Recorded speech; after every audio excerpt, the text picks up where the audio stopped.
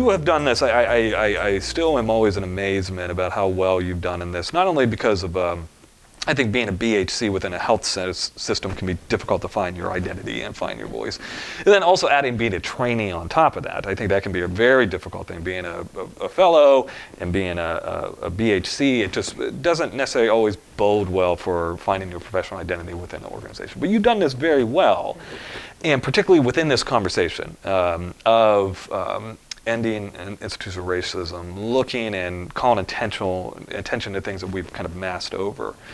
So for BHCs and maybe for trainees that are in health systems, what advice would you give them for trying to bring more attention to these conversations, to try to bring this up, where we might be in a culture in healthcare where it just isn't as talked about, maybe as what it is in psychology or a related field. What advice would you give to people to begin having these conversations and to be that beacon within the organization?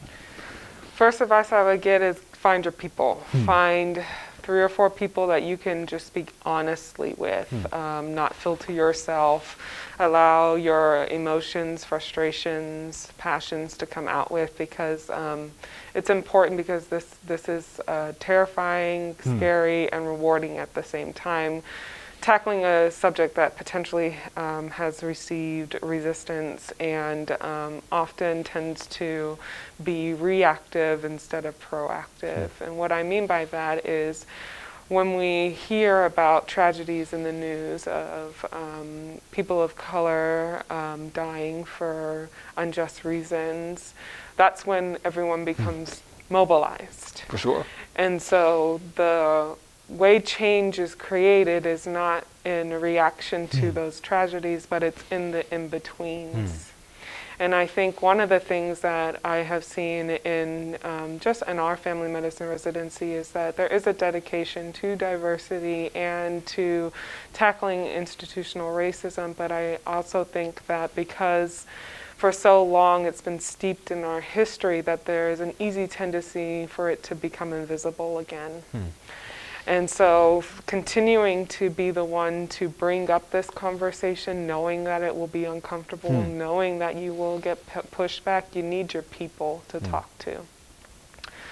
I would also say that pay attention to what's coming up for you. And so if you are frustrated, if you are exhausted, if you are worried, those are good indicators that you are making progress. And that, of course, we want progress to move faster with everything, right? Losing weight, running your mile faster, learning your stuff for the EPPP faster. But to be in the moment and to stay connected with the why of why you're doing this, and the faces that come up for you, and the experiences that you've heard. Because no change has come without frustration, anxiety, exhaustion. I agree.